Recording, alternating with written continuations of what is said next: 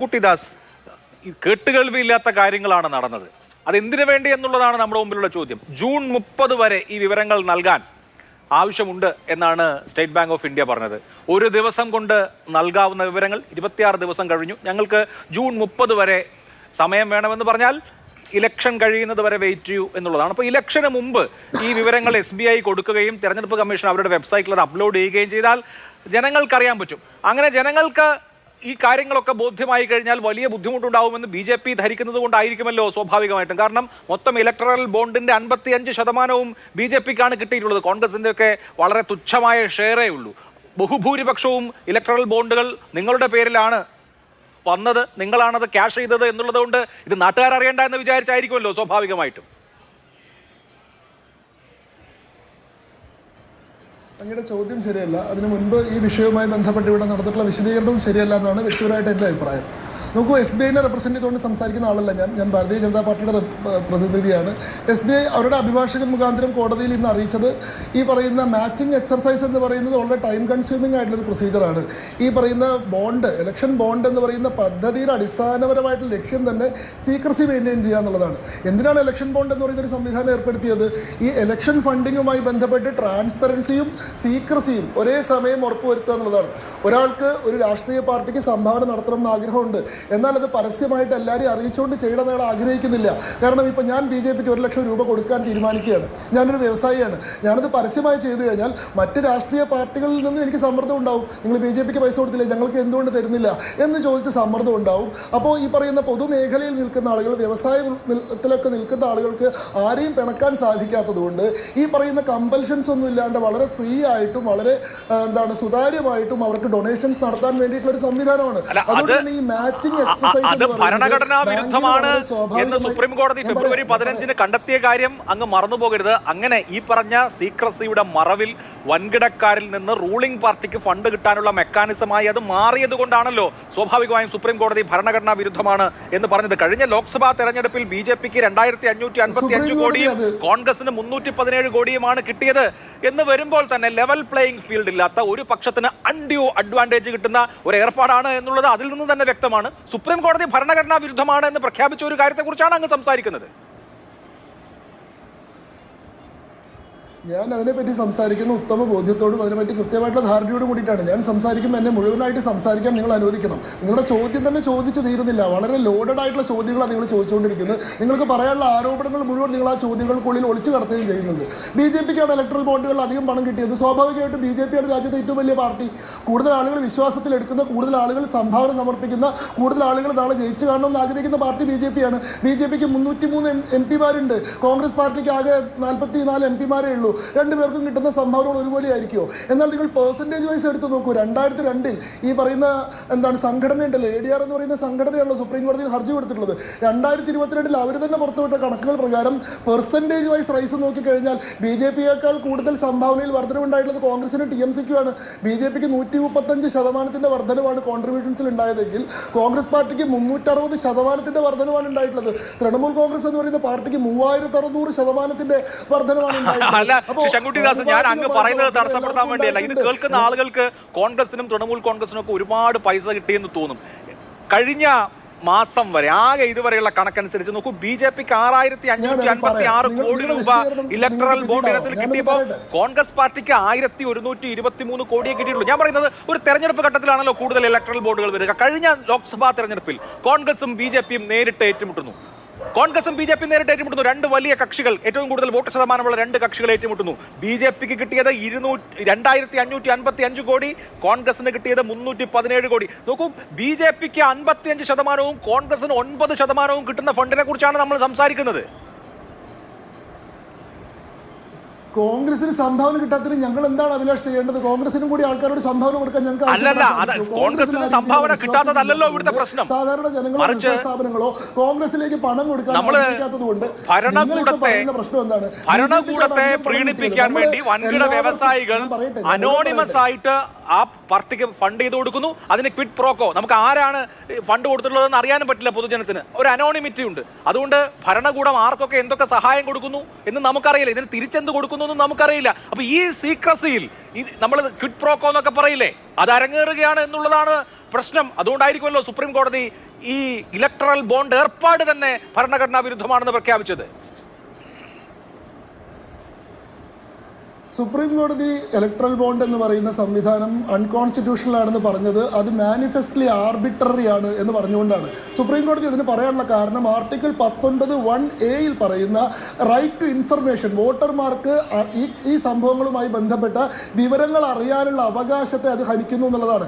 എന്നാൽ നേരെ തിരിച്ച് ഇവിടെ ആർട്ടിക്കിൾ 21-ഉമായിട്ടുള്ളൊരു കോൺഫ്ലിക്റ്റ് അതിലുണ്ട്.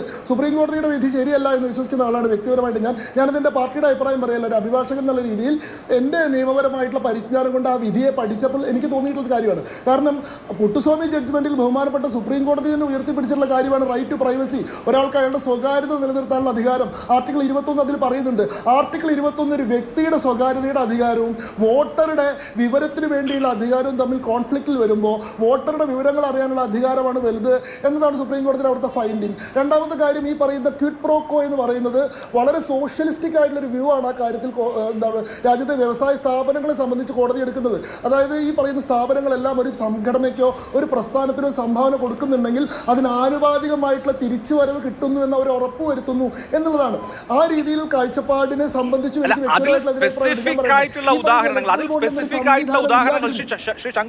പ്രശാന്ത് ഭൂഷൺ കോടതിയിൽ ചൂണ്ടിക്കാണിച്ച ഒരു കാര്യമുണ്ട്. ബംഗാളിലെ കൊൽക്കത്തയിലെ ഒരു കമ്പനി റെയ്ഡ് ഭീഷണി നേരിടുന്നു. അവർ 40 കോടി രൂപയുടെ ഇലക്ട്രൽ ബോണ്ടുകൾ വാങ്ങുന്നു. ആ റെയ്ഡ് നടക്കുന്നില്ല. അപ്പോൾ ഞാനൊരു വ്യവസായിയാണ്, എനിക്ക് മറയ്ക്കാൻ ചില കാര്യങ്ങളുണ്ട്, എനിക്ക് സർക്കാരിൻ്റെ ചില സഹായങ്ങൾ ആവശ്യമുണ്ട്. അപ്പോൾ കൈക്കൂലി അല്ലാത്ത വിധത്തിൽ ഞാൻ എന്ത് ചെയ്യും? ഞാൻ ഇലക്ട്രൽ ബോണ്ട് വാങ്ങുന്നു, BJPയുടെ പേരിൽ ഇലക്ട്രൽ ബോണ്ട് വാങ്ങുന്നു, BJP അത് ക്യാഷ് ചെയ്യുന്നു, ആരും ഒന്നും അറിയില്ല. അപ്പോൾ ഞാൻ നിങ്ങൾക്ക് തരാനുള്ളത് തന്നു, എനിക്ക് തരാനുള്ളത് നിങ്ങളും തരും, കഴിഞ്ഞു. ഇതിനാണ് നമ്മൾ ഇൻസ്റ്റിറ്റ്യൂഷണലൈസ് ചെയ്ത അഴിമതി എന്ന് പറയുന്നത്. ഇതിനെയാണ് കാര്യങ്ങളെ തെറ്റിദ്ധരിപ്പിക്കുക എന്ന് പറയുന്നത്. ഒന്നാമത്തെ കാര്യം, ഇലക്ട്രൽ ബോണ്ടിന്റെ പദ്ധതിയിൽ ഒരു പാർട്ടിക്ക് വേണ്ടി ബോണ്ട് വാങ്ങുക എന്ന് പറയുന്ന ഒരു സംവിധാനം തന്നെ ഇല്ല. എന്താണ് ഇലക്ട്രൽ ബോണ്ടിന്റെ വ്യവസ്ഥയുള്ളത്?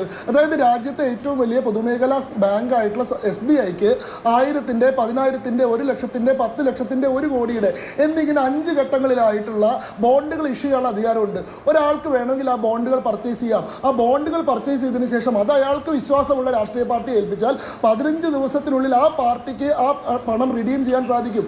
ഒരു പാർട്ടിയും ആ പണം റിഡീം ചെയ്യുന്നില്ലെങ്കിൽ അത് പ്രൈം മിനിസ്റ്റേഴ്സ് റിലീഫ് ഫണ്ടിലേക്ക് പോകും. ഈ കൊടുക്കുന്ന ആൾക്കും ഈ പാർട്ടിക്കും ഇത് കിട്ടില്ല. അതായത് ഒരാൾ ബോണ്ട് എടുക്കുമ്പോൾ KYC നോംസ് പാലിച്ചുകൊണ്ട്, RBI പറയുന്ന KYC നോംസ് പാലിച്ചുകൊണ്ട് തൻ്റെ പേരും തൻ്റെ കൃത്യമായിട്ടുള്ള വിവരങ്ങളും കൊടുത്തിട്ടാണ്. പക്ഷേ ഏത് പാർട്ടിക്ക് വേണ്ടിയിട്ടാണെന്നുള്ള കാര്യം അവിടെ വരുന്നതേ ഇല്ല. രണ്ട്, ഇത് കളക്ട് ചെയ്യുന്ന പാർട്ടിയുടെ സംവിധാനത്തിന് ആരാണ് ഈ ഡോണർ എന്നത് മനസ്സിലാവുന്നില്ല. അതുകൊണ്ട് തന്നെ ഇവിടെ ഈ പറയുന്ന പോലെ ക്വിഡ് പ്രോക്കോ എന്ന് പറയുന്ന സാധ്യതയില്ല. രണ്ടാമത്തെ കാര്യം ഞാൻ ചോദിക്കട്ടെ, ഇലക്ട്രൽ ബോണ്ട് എന്ന് പറയുന്നൊരു സംഭവം ഇല്ല എന്ന് വിചാരിക്കുക. ഇലക്ട്രൽ ബോണ്ട് വരുന്നതിന് മുൻപ് എന്തായിരുന്നു ഇവിടുത്തെ വ്യവസ്ഥ? ഇലക്ട്രൽ ബോണ്ട് വന്നപ്പോൾ സംഭവിച്ചത് 2000 രൂപയ്ക്ക് മുകളിലുള്ള മുഴുവൻ ഡൊണേഷൻസും ബാങ്കിങ് ചാനലിലൂടെയായി. 2000 രൂപ മാത്രമേ മോണിറ്ററി ആയിട്ട് നമുക്ക് പാർട്ടികൾക്ക് ഡൊണേഷൻസ് കൊടുക്കാൻ പറ്റുള്ളൂ. അതിന് മുമ്പുള്ള വ്യവസ്ഥ എന്തായിരുന്നു? 20,000 രൂപ വരെയുള്ള ഡൊണേഷൻസിന് നിങ്ങൾ ഒരു കണക്കും കാണിക്കേണ്ട ആവശ്യമില്ല. 20,000-ന് മുകളിലുള്ള ഡൊണേഷൻസിന് മാത്രമേ നിങ്ങൾ ഡോണറുടെ സോഴ്സ് എന്താണ്, നോൺ ഡോണർ ആണോ അല്ലേ എന്ന് വെളിപ്പെടുത്തേണ്ട ആവശ്യം ഉണ്ടായിരുന്നുള്ളൂ. 2017 ഫിനാൻസ് ബില്ലായിട്ടാണ് നമ്മൾ ഇലക്ട്രൽ ബോണ്ട് അവതരിപ്പിക്കുന്നത്. 2018 മുതലാണ് ഇലക്ട്രൽ ബോണ്ടുകൾ വരുന്നത്. ഇന്ന് സുപ്രീം കോടതിയിൽ കേസ് കൊടുത്തിട്ടുള്ള സംഘടന 2017 പുറത്തുവിട്ടിട്ടുള്ള കണക്കുകൾ പ്രകാരം 2004-നും 2015-നും ഇടയിൽ ഇന്ത്യയിൽ ആകെ പാർട്ടികൾക്ക് തെരഞ്ഞെടുപ്പിന് ഈ പറയുന്ന പണമായിട്ട് ഡൊണേഷൻസ് ആയിട്ട് കിട്ടിയത് 9,722 കോടി രൂപയായിരുന്നു. ഇതിൽ 69% അൺഡിസ്ക്ലോസ്ഡ് ആയിട്ടുള്ള പണമായിരുന്നു, അൺനോൺ സോഴ്സസിൽ നിന്നുള്ളായിരുന്നു. അതായത് 20,000-ൽ താഴെയുള്ള പണമാണെങ്കിൽ ആരാണ് വെളിപ്പെടുത്തേണ്ട ആവശ്യമില്ലല്ലോ. നിങ്ങൾ 1 ലക്ഷം രൂപ മേടിക്കുന്നു, 5-20,000 ആയിട്ടാണ് മേടിക്കുന്നത്, ആര് തന്നു, എവിടുന്ന് തന്നു നിങ്ങൾ വെളിപ്പെടുത്തേണ്ട ആവശ്യമില്ല. ഇവിടെ കേരളത്തിൽ നമുക്ക് അനുഭവമില്ലേ? നിങ്ങൾ കരിമണൽ കർത്തയുടെ പറ്റുബുക്കിൽ എന്താണ് PV, OC, RC എന്നൊക്കെ എഴുതിയിട്ട് പണം കൊടുത്തിട്ടുണ്ടല്ലോ. ഒരു കണക്കും ഒരു രേഖ ആവശ്യമില്ല. മണിച്ചന്റെ പറ്റുബുക്കിൽ പേരുള്ള ആളുകൾ മന്ത്രിമാരായിരിക്കുന്ന ഈ പറയുന്ന കരിമണൽ കർത്തയുടെ പറ്റുബുക്കിൽ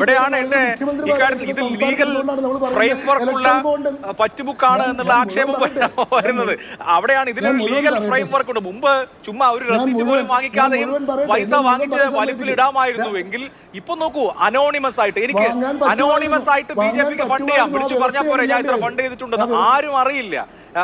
ഞാൻ എന്റെ ബാലൻസ് ഷീറ്റിൽ കാണിക്കുക പോലും വേണ്ട. വിളിച്ചു പറഞ്ഞാൽ പോരെ എന്നുള്ള നിയമപ്രകാരമുള്ള കാര്യമല്ല.